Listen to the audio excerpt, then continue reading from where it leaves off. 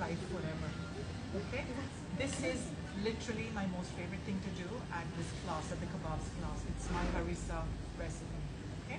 Here I've got some red chilies, some dried red chilies soaking. These are the non-spicy ones. These are Indian red chilies. They're called Kashmiri chilies, and you can find them very easily at Tekka Market.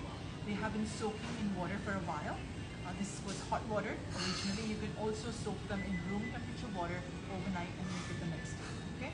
All you have to do is pick them up, chop them up roughly, pop them directly into your food processor. Wear gloves if you have to. My hands are immune, so I won't. And then I have all of these wonderful ingredients right here to add to it. I have some tomato paste that needs to go in. Let me grab a spoon. Okay. These are a couple of tablespoons of tomato paste for tang. I have a couple of teaspoons of sweet paprika,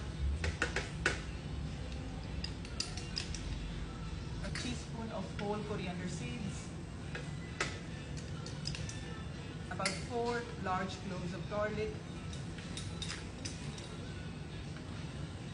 a teaspoon of sea salt, and half a teaspoon of cumin. Okay. Now, the lime juice or lemon juice actually is optional. If you don't want to add it, that's okay. But I like my harissa with a little bit of tang, so I mix it. Okay.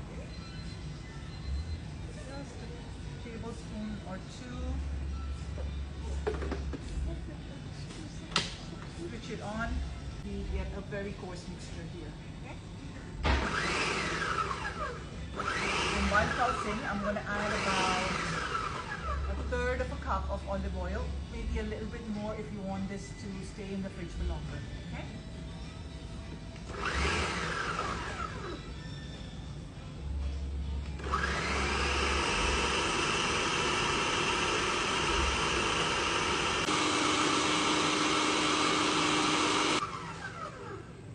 Remember to use good olive oil when you do this because it's a lot of oil.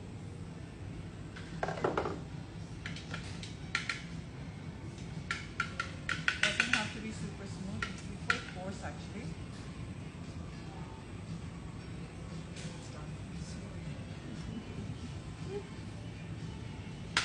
Alright, we're done. Thank you. Try